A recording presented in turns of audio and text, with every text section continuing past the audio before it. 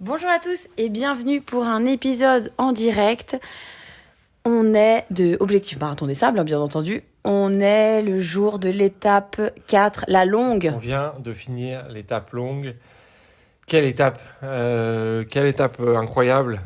Donc déjà, au programme, on a découvert dans le roadbook, quand on est venu en bus, cette étape qui fait 90 km. Il faut savoir que d'habitude, c'est 70, 75, 80 km. 90, c'est très rare. Là, c'est une grande première et on a appris que c'était un peu aussi pour les élites qui voulaient lancer cette distance-là pour les challenger. Et en tout cas, nous, ça nous a bien challengé, étant derrière, on peut vous le dire. Donc le départ, briefing de Patrick, le départ donné on est parti à 7h. C'était prévu 7h, bon, il y a toujours du retard, parce que on a eu de plus en plus de temps à se préparer, les gens, on met plus de temps à aller sur la ligne. C'est un peu... Donc on est parti un petit peu en retard. Donc 7h, il fait vite... Très chaud. Très chaud. Il fait vite très chaud. On part directement dans le sable. Dès le départ, on a commencé dans le sable à monter. On était tout de suite dans l'ambiance. On monte donc ce djebel qui passe bien quand même. Et on apprécie une première vraie descente dans le sable où on peut un peu se lâcher. Et là, je pense que c'est les 100 mètres où j'ai couru depuis le début. Ah, c'était cool. C'était vraiment cool. C'était le départ, on était encore à peu près frais, même si on peut pas dire ça, et je pense qu'il faisait déjà au moins 35 degrés, voire plus, à 8h du matin. Et on croise, je me souviens, une Anglaise, Nicolas, qui était notre référence un peu sur oui, parce qu'elle marchait, elle était toute petite, elle faisait 1m60, et elle marchait, elle faisait des petits pas, elle nous dépassait très vite. Fred, je voyais, il peinait souvent à la suivre, et pourtant t'as des grandes jambes. Et puis du coup, on lui parle et on lui dit qu'elle est incroyable, cette femme-là. Donc on continue, et là, on se retrouve un peu dans un décor caillouteux. C'est long, c'est une sorte de single. Il fait chaud, mais il fait bon. Et là, on voit que les corps sont quand même attaqués. On a un mec qui s'arrête parce que il est obligé d'aller aux toilettes. Là, c'est très compliqué. On sent que les gens et vraiment en fait, aller aux toilettes, c'est-à-dire que c'est pas la petite commission, c'est la grosse. Oui, et puis il y a pas d'arbre. Dites-vous bien que il y a rien du tout quasiment dans toutes les épreuves qu'on a faites. Il y a très peu, il y a pas d'arbre, il y a pas d'ombre, rien du tout. Donc bon, on voit ça, on continue d'avancer, on a un rythme correct pour un début d'étape. Il faut savoir qu'on va toujours plus vite le matin. Parce que il fait plus frais, meilleur, et donc on sait qu'on peut avancer bien. Et après on va temporiser. C'était un peu ça notre objectif. On l'a appris depuis les 3 premières étapes. On avance bien le matin et après on temporise jusqu'à temps qu'on arrive à gérer une vitesse, on va dire, moyenne. Ah, c'est ça, et puis gérer la chaleur surtout pour moi. C'est ça. Donc on passe ça. Après on arrive au premier ravito. Ça se passe bien. On est plutôt bien. Et donc on repart dans le même rythme. Voilà. Et puis là, on a des étendues toutes blanches. Ça, c'est assez incroyable. Ça fait penser à moitié... Des grands plateaux, quoi. Ouais, c'est ça. Comme au Salar d'Uyuni ou des choses comme ça. Ou des grands plateaux. Dans la Namibie aussi, il y a des endroits comme ça. Et c'est vrai que c'est incroyable. C'est blanc. Ça reflète beaucoup. Mais en fait, on est bien, il fait chaud, on est bien et on avance. Grâce toujours à ma petite chanson du Ventoux. Le vent du Ventoux. Oui, parce qu'en fait, on a besoin de vent. On a vraiment besoin de vent pour avancer parce qu'il fait chaud. Très, très chaud. Donc... Et donc ensuite, on arrive dans un petit village. Ça fait bizarre de voir de la civilisation. Et là, on se dit que d'ici... petit village, il y a 2 maisons. Oui, mais pour nous, c'est un gros truc. Et là, on se dit, dans quelques minutes, on risque de croiser les premiers. Alors pour l'étape longue, ce qui se passe, c'est que les premiers... Donc des autres étapes partent après nous, le gros du peloton. 3 heures après. Ouais. Et là, on avait fait une estimation, on se dit à ce moment-là, donc on est peut-être au 17, 18e kilomètre. Là, on les voit arriver à toute balle. C'est-à-dire qu'ils courent, il fait 45 degrés. On ne sait pas comment ils font. mais ils avancent. Et toi, tu avances 3 fois moins vite. On est en train de marcher, on marche à un rythme. Un bon rythme correct. Et puis, oui, ils te dépassent, je pense qu'ils sont à 12, 13, 14 à l'heure sur le plat, quand ça faut plat descendant. Et ils ont des chaussures, soit de route, et des sacs qui sont pas forcément le dernier cri. Hein. Il faut se rappeler que voilà. Oui, donc en fait, ils avancent. C'est juste des machines. Alors en premier, c'est souvent les Marocains. Mathieu n'est pas bien loin. On croise même à un moment donné Eric. Eric Lavry, Eric Lavry qui est là.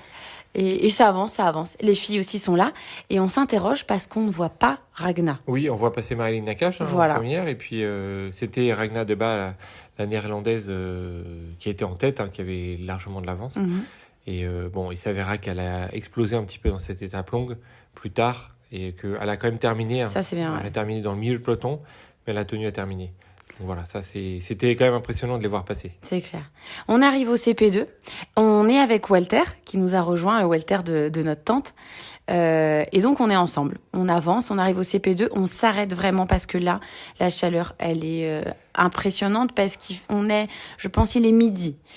Entre midi et 1h.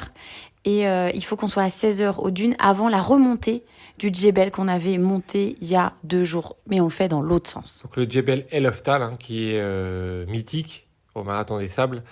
On le refait dans l'autre sens. Donc le CP2, effectivement, il fait déjà chaud.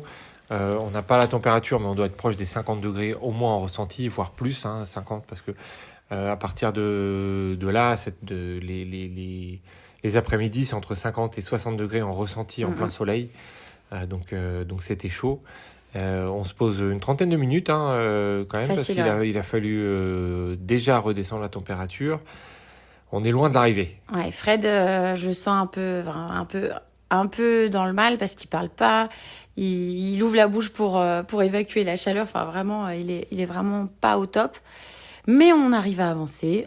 On remplit les flasques, on mange un peu et on continue. L'objectif, c'est d'arriver avant 16h à ces dunes pour faire cette ascension. On prend un petit rythme. Oui, on prend un petit rythme pour aller jusqu'aux dunes. Moi, je me dis... et là, je me dis que la montée va être compliquée. Bon, il faut savoir que là, moi, j'arrive quasiment plus à manger avec la chaleur. C'est comme si j'avais des nausées. J'en peux plus de l'eau chaude parce qu'en fait, on boit de l'eau, mais c'est de l'eau chaude. Elle est jamais, évidemment, elle est pas dans des frigos ou quoi.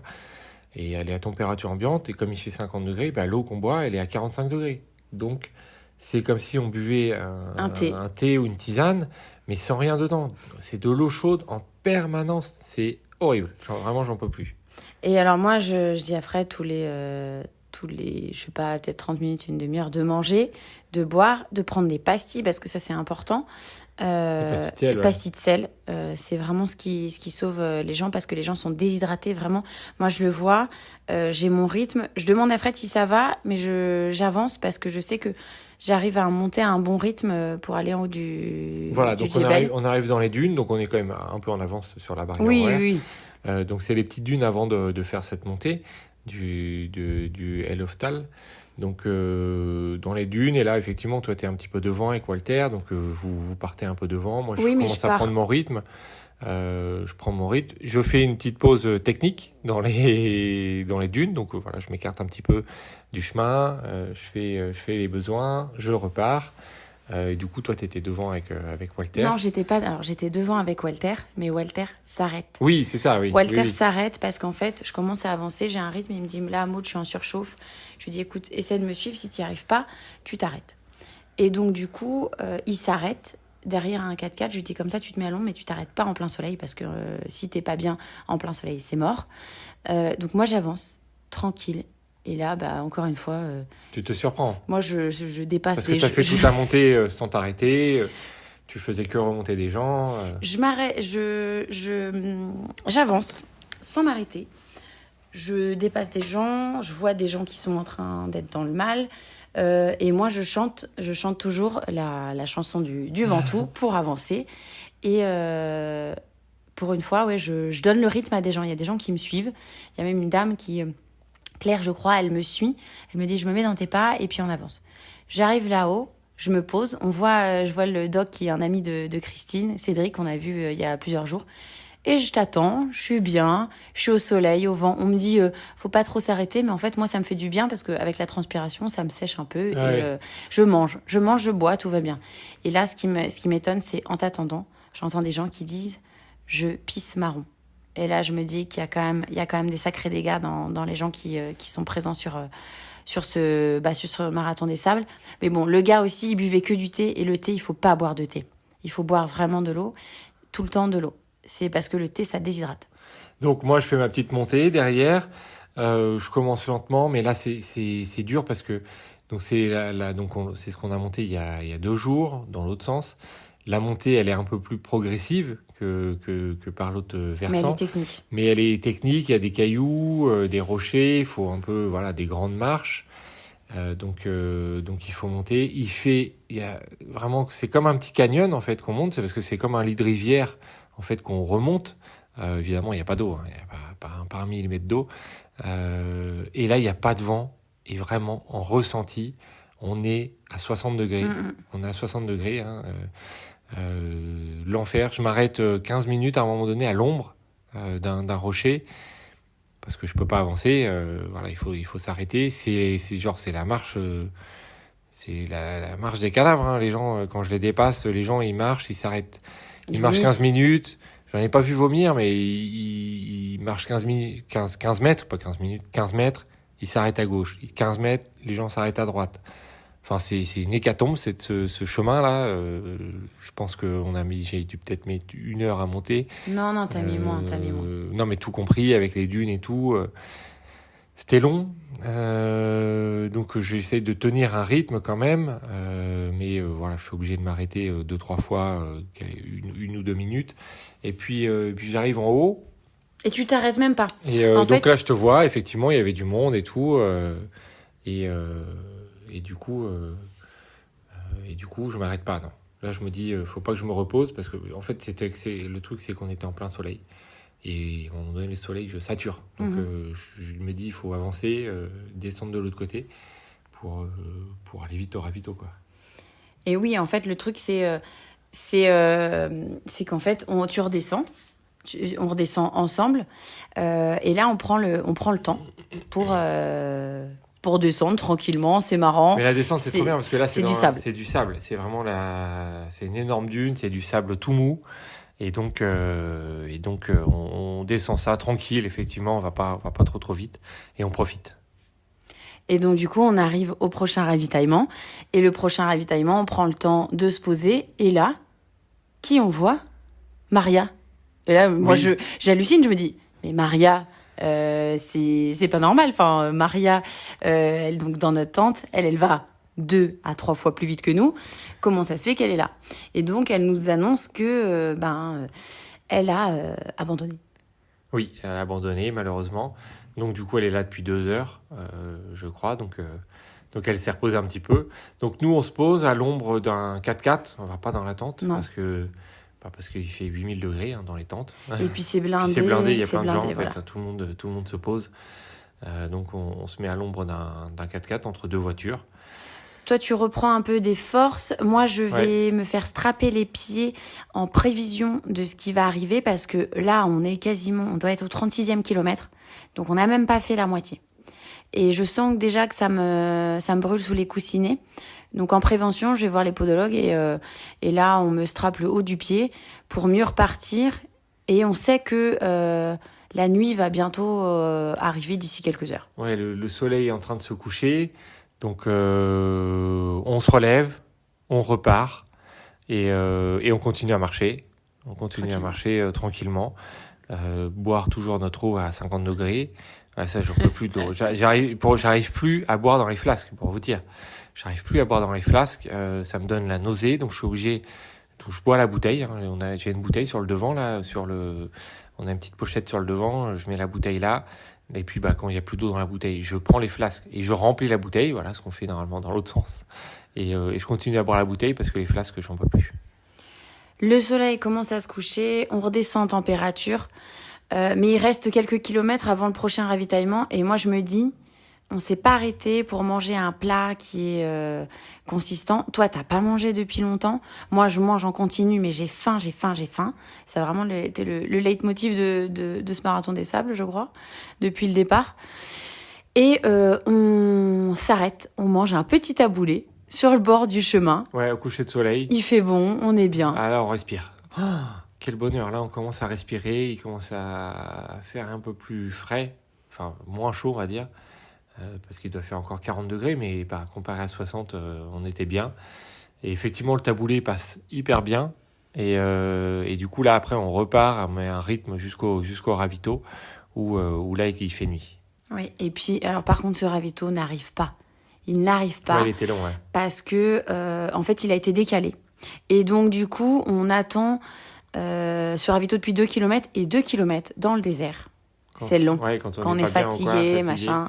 C'est long. C'est long, mais après, du coup, c'est plutôt une bonne surprise parce que la partie d'après, au lieu de faire 15 km, elle en fait que 13 avec le prochain ravito, donc c'est plutôt une bonne nouvelle. Donc on arrive, on se pose à ce ravito et... Surprise, on voit qui voit-on arriver? Walter qui revient et qui nous dit que voilà, quand tu l'as lâché, moi je l'avais doublé sans le voir parce que finalement il était arrêté derrière un 4x4 et tout. Donc je l'avais pas vu dans cette fameuse montée de l'Oftal. Et donc il est là, il a l'air plutôt bien. Hein. Il a pris un rythme et il est incroyable là. Il nous dit, on s'inquiétait en fait, un peu pour lui. Il nous dit, je suis en pleine forme, je me suis posé 45 minutes, ça va mieux, machin. J'avance. Et au final, il prend un petit taboulé avec nous et puis on continue. Moi, ça commence à être difficile. C'est le moment où dans la tête, là, je suis pas bien. Les 2 derniers kilomètres avant le ravitaillement, ça m'a fait mal. Donc, j'arrive pas trop à manger, mais je mange des bonbons pour que ça me fasse un peu du bien dans la tête. Oui, et toi, je pense que t'es la seule personne qui ne va pas supporter la nuit. Au final, nous, on est tous contents parce que il fait moins chaud. Donc, tout le monde revit, en fait. Et sauf moi. Là, oui, sauf toi. Et puis là, on attaque une partie sable, dune, où du coup on voit rien du tout parce qu'il fait nuit et on se dit on avance, on verra, puis on avance kilomètre après kilomètre, c'est toujours la même chose, on monte, on descend, c'est vraiment un peu profil plutôt montant mais en vague et on voit rien et c'est ça pendant 20 kilomètres et on passe 8 heures, je sais pas combien de temps à monter ce truc, tout le temps la même chose, on voit rien et c'est tout le temps la même chose pendant 8 heures, 20 kilomètres. On marche dans le sable. Donc toi, t'es là, je commence du coup à prendre un peu le relais, où du coup, toi, t'as du mal. Hein, t'as du mal, je suis obligé de te tirer. Tu commences à râler un peu, tu fatigues. On est obligé de faire des pauses, des fois de 5 minutes, de 10 minutes, parce que t'avances plus. Et cette partie était longue. Ouais. Moi, je dis à Fred, faut que tu me relais. Parce que ça fait 18h, 20h depuis le départ que c'est moi qui donne le rythme. Là, j'ai besoin de toi sur cette partie-là parce que pour moi, c'est une torture.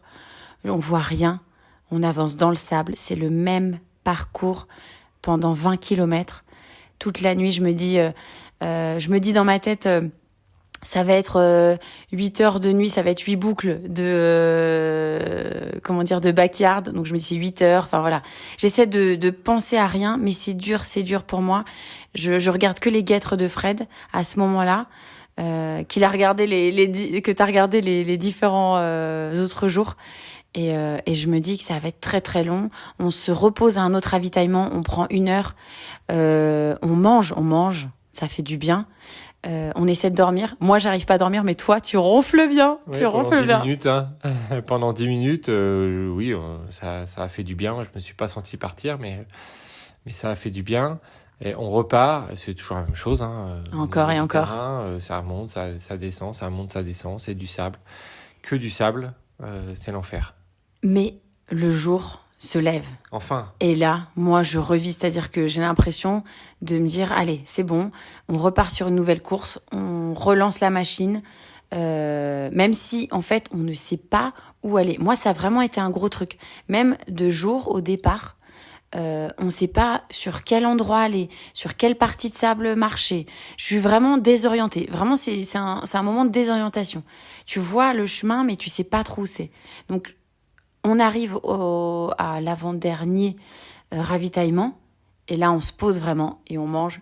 Moi, je mange une petite fondue, 4 fromages. Ouais, il reste 13 km ici, c'est ça, non Il reste 18, je crois. 18 ? Je crois que oui, parce qu'on avait 11 et après 6. Ok, 11 et quelques ouais, et 6, 17, ouais. Ok. Donc effectivement, là, on mange un peu. Moi, ça va toujours, mais en fait, il commence à vite faire chaud. Il commence à vite faire chaud. Dès 7 ou 8 heures du matin, il fait 40, 45 degrés. On n'a vraiment pas de répit. On n'a vraiment pas de répit. Mais en fait, j'arrive quand même à être bien et j'arrive à tenir un rythme correct. Et toi, là, après, du coup, c'est toi l'arrivée qui était un peu longue. Ouais. Alors, en fait, c'est rocailleux, ça monte. Arrêt technique dans les djebels. Et après, des longues lignes droites. Alors, on voit au loin. Mais en fait, les kilomètres ne passent toujours pas. Et c'est dur. Et le ravitaillement, je l'attends. Je me dis, le dernier, si j'arrive au dernier, après, ça va le faire. Mais le dernier, il n'arrive jamais. Ça n'arrive jamais. Ça descend, ça monte, c'est de la rocaille. Ça descend, ça monte, c'est de la rocaille. C'était long. Et là, moi, je suis sur ce ravitaillement, je craque. Je le vois pas, je dis j'en ai marre. J'ai envie d'arrêter. Deuxième coup de mou. Je suis en pleurs. Je suis en pleurs avant d'arriver au CP. Et Fred, toi, tu me dis, allez, c'est bon, on avance. Mais c'est dur. C'est vraiment dur, ce moment-là. Ouais. Et puis, du coup, on arrive au dernier. On se pose pas très longtemps. 5 minutes. Ouais, on se pose moins de 10 minutes. On boit de nouveau et puis on repart assez vite. Et puis là, on sait qu'il reste que 6 km, mais 6 km, horrible. C'est long parce que pareil, le temps de voir la ligne, on la voit pas. Puis après, quand on la voit, finalement, elle est quand même loin. Parce qu'on la voit, si elle est à 3 km, c'est pas 3 km en 6 minutes qu'on va faire, c'est 3 km. On faisait du 4 à l'heure. À ce moment-là, on essayait de tenir à 4 à l'heure parce que j'étais devant, t'étais derrière, mais comme t'étais un peu dans le dur, voilà, on essayait de tenir à 4 km/h. Donc à 4 km/h, c'est 15 minutes au kilomètre. Donc 3 km, 45 minutes, c'est interminable. Ouais. Mais c'est le moment où on reprend quand même de la vitesse à la fin. Sur la moyenne globale. Et ça je l'ai vu sur la montre. Je me suis dit, c'est pas mal parce que dans la nuit, ça a été compliqué, on s'est arrêté. Et là, même si on n'est pas bien, même si on en a marre, parce qu'en fait, il faut savoir aussi qu'à ce moment-là, il doit être 9h30 au moment où on passe le dernier ravitaillement. Ouais. Et on passe sur une piste et il doit faire pareil. On repart sur des 50 degrés. Oui. On voit la chaleur au loin. Imaginez-vous marcher devant un four à 250 degrés ouvert en permanence avec du vent ultra chaud. Donc, il faut vraiment débrancher. On avance, on met un pied devant l'autre. Et la ligne d'arrivée arrive. Elle est là. Elle arrive et puis là, c'est la délivrance. Le dernier kilomètre est long. et puis on termine main dans la main avec des petites larmes. Des grosses larmes, ouais. Et puis là, on voit, fin de la souffrance. On arrive vers 11h du matin. Et on s'était dit arriver avant midi. Donc moi, dans ma tête, la nuit, je m'étais dit, putain, on va arriver au bout de 30 heures d'effort, etc. Ouais. Et on arrivait au bout d'un peu moins de 28 heures. Ouais, ça c'est bien, parce que du coup, ça nous laisse quand même l'après-midi entière de récupération. Donc on arrive, on est content, on prend notre petit thé, un petit thé à l'arrivée qui sert, on prend nos bouteilles d'eau, et puis on va dans la tente, on se met dans la tente, et là on retrouve du coup les filles qui étaient devant. Et Walter, qui était incroyable, qui arrivait avant nous. Qui arrivait à 7h du matin, je crois. 3-4 heures avant nous, quoi. Donc, qui a été incroyable. Et puis toute la journée, on est resté un peu allongé dans la tente. Alors faut pas vous attendre à à des grosses récupérations, parce que dites-vous bien qu'on est à l'ombre, mais on a les 55 degrés, on les a parce que on est sous notre toile de tente, elle est noire. Donc, quand il n'y a pas de vent et tout, on a du mal à récupérer. Hein. Même si on est allongé et qu'on fait rien, c'est compliqué. Toute l'après-midi, c'était long. Le vent est chaud aussi, hein, il faut rappeler. Moi, je vais faire traiter mes pieds. Alors, je vais prendre un ticket pour aller faire traiter mes pieds parce qu'en fait, il faut savoir qu'à l'étape longue, tout le monde est complètement claqué, les pieds horribles. Je prends le ticket, je fais des allers-retours entre l'attente et vérifier l'attente, quoi. Voilà, les pots d'eau. J'y vais toutes les heures. Bon, au bout de 2 heures, on me traite. Et là, c'est la délivrance. Je m'endors, moi, en attendant les pots d'eau. Je m'endors, mais c'est-à-dire que je m'endors et je suis en transe. Mais au final, je récupère un peu. Bon, c'est pas de la grosse récup, mais c'est... Au moins, j'ai dormi. Et donc voilà, on passe l'après-midi, on prend notre goûter taboulé. Le soir, on a mangé. Ce soir, on a mangé. Puis on a bien mangé. J'ai mangé 2 plats. Il fait à peine plus frais, mais bon, ça va. Et puis là, ça va être l'heure d'aller dormir parce que demain, c'est pas fini. Hein. Donc nous, on dit souvent que l'étape longue, il y a une journée de repos. Oui, il y a une journée de repos pour ceux qui arrivent le même jour que le départ. Nous, on a passé toute la nuit, on arrive à 11h. On n'a qu'une après-midi de repos et demain, on doit repartir pour 42 km. Je peux vous dire que on n'avait pas envie. J'ai pas envie du tout. J'ai pas envie d'y aller. Mais bon, on va faire ça. Et puis on n'a pas le choix, donc on va y aller. Et voilà, sacrée étape. Sacrée étape. Là, on est allé chercher loin. Ça commence à être difficile. Enfin, c'est difficile depuis le départ, mais là... mais bon, ça s'est passé, on va pas lâcher maintenant. Non, c'est clair. Donc on va se coucher, et puis on vous dit à demain pour un nouveau débriefing de nos étapes en direct du Marathon des Sables. C'est ça. Salut, à demain.